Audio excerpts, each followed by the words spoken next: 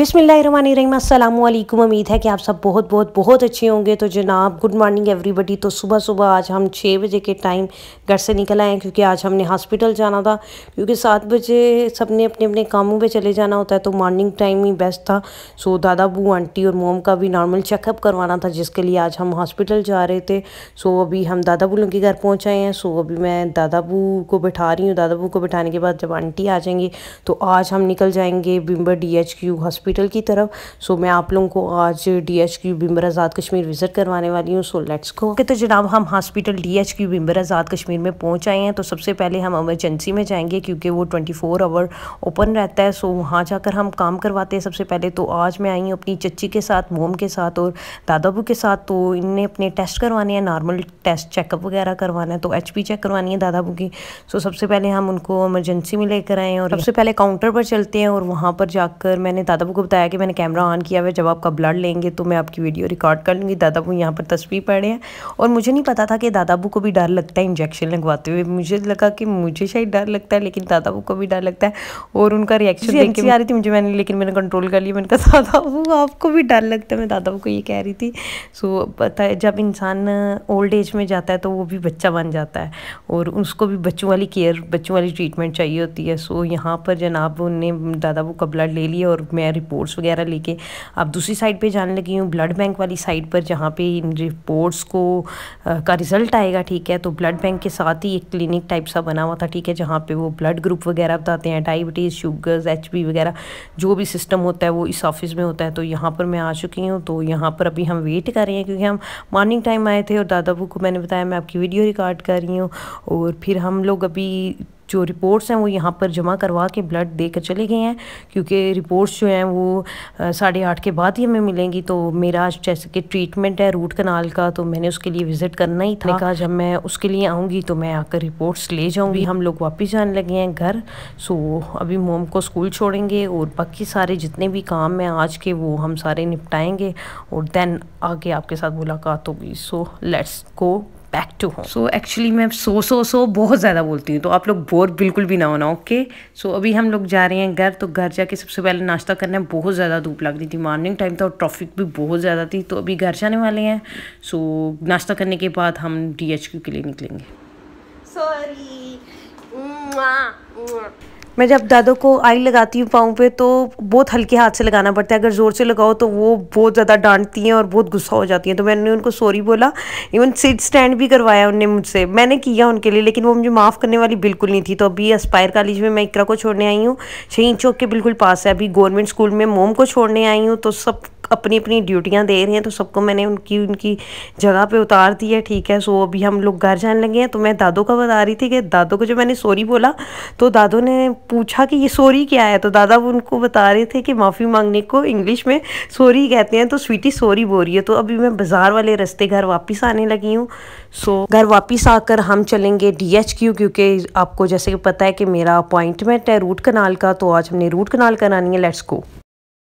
बिस्मिल्लाहिर्रहमानिर्रहीम, अस्सलामु अलैकुम। होप सो कि आप सब बहुत अच्छे होंगे। तो आज मेरा है 3rd अपॉइंटमेंट। ओके, तो आज मेरी कैविटी को हो गया है 3रा दिन है मेरा आज हॉस्पिटल चक्कर लगाते हुए। तो जनाब सुबह तो मॉर्निंग के टाइम में आई थी, सबसे पहले दादा बू को लेकर उनकी HP चेक करवानी थी, आंटी के भी टेस्ट करवाने थे, मोम के भी टेस्ट करवाने थे। सो वो करवाए। तो अभी मेरी टाइमिंग स्टार्ट है 9 बजे। तो डॉक्टर ने 9 बजे का लिखा हुआ था। पहले तो जाके दादा बू आंटी और मोम की रिपोर्ट्स लेती हूँ, देन मैं जाऊँगी अपना काम जो करवाना है। आज शायद मेरी रूट कनाल होती है कि नहीं, या मुझे एक और डेट मिल जाएगी, कोई पता नहीं है। ये मैं जाऊँगी तो पता चलेगा। ठीक है, उस दिन उन्होंने फिलिंग तो काट दी थी, उस दिन मैं बोल नहीं पा रही थी क्योंकि सुन हुआ था यहाँ से। ठीक है, तो मैं बोल नहीं पा रही थी।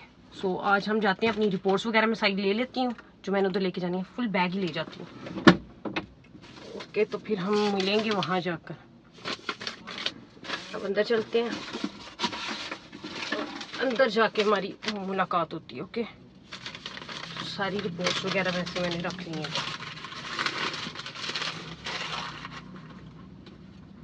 सो लेट्स गो। अंदर आके जनाब सबसे पहले पर्ची लेनी पड़ती है, तो पर्ची ले लिया। अब हम चलते हैं ऊपर। तो जनाब आज ऊपर एक और डॉक्टर थे, मुझे उनका नेम आता नहीं है, ठीक है। तो उनने पूछा कि आपको कितने डेज़ हो गए हैं, तो मुझे याद ही नहीं रहा। मुझे तो दांत चेक करवाए हुए सिर्फ एक ही दिन हुआ था, लेकिन चक्कर लगाते हुए पहले दांत चेक करवाया, पहले अपॉइंटमेंट ली, तो उन डेज़ को मिला के 3 दिन बन गए। तो मैंने उनको बोल दिया जी मुझे 3 दिन हो गए हैं। तो उनने डायरेक्ट मेरा लिखा कि अगर आपको पेन नहीं है तो आपकी रूट कनाल आज ही हो जाएगी।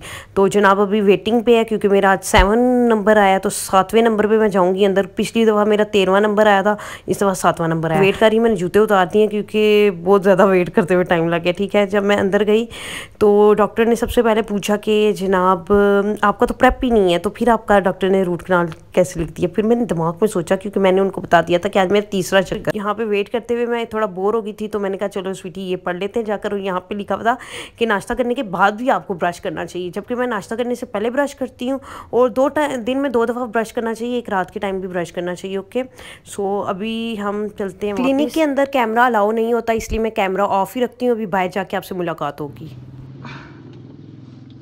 अस्सलामुअलैकुम। तो मोम की रिपोर्ट्स भी ले ली हैं, आंटी की भी रिपोर्ट्स ले ली हैं, और दादाबू की भी रिपोर्ट्स ले ली हैं।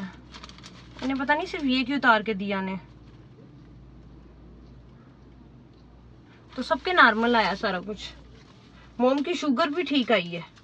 कितनी आई है मोम की शुगर? शाहिदन